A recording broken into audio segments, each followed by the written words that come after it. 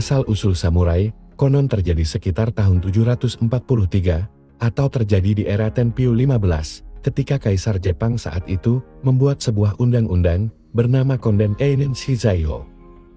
Saat itu pertengahan zaman Nara, ketika Kaisar ke-45, yaitu Kaisar Shōgo, memerintah kekaisaran Jepang.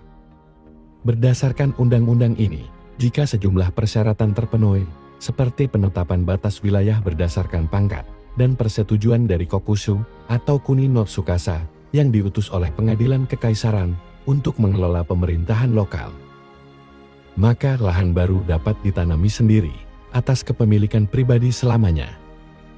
Akibatnya, keluarga-keluarga berkuasa setempat dan para petani berkuasa, terutama di wilayah Kinki, mencari dan mengolah lahan baru, memperluas lahan pertanian mereka satu persatu. Lahan pertanian dan kawasan ini kemudian disebut sebagai rumah bangsawan. Pada pertengahan periode Heian, keluarga-keluarga berkuasa setempat dan petani berkuasa yang memiliki rumah-rumah mewah ini berkembang menjadi tuan feodal yang menguasai wilayah tertentu, termasuk dengan penduduknya. Di antaranya, ada yang secara resmi menyumbangkan tanahnya kepada pemerintah pusat, yaitu kepada Kanmon Seika, yang merupakan keluarga yang berpengaruh dan berkuasa di Kyoto, serta kepada kuil-kuil berpengaruh di Nara dan Kyoto. Jadi, di bawah wewenang pemerintah pusat, terdapat hak larangan impor Fuyunoken yang memberikan pengecualian pajak, dan hak larangan impor Fuyunoken yang menghalangi pejabat daerah, Kokusei, dari memasuki wilayah tersebut.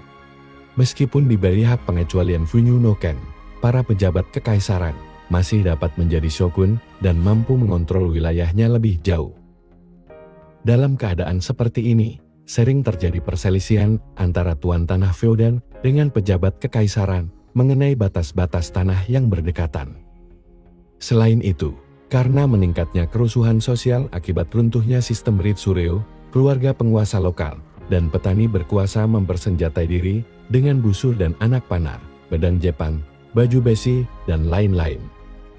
Hal tersebut tentunya bertujuan untuk mempertahankan kendali dan memperluas kekuasaan mereka yang berlangsung di semua tempat, di mana akhirnya dikatakan bahwa hal ini sebagai asal muasal dari lahirnya samurai di Jepang.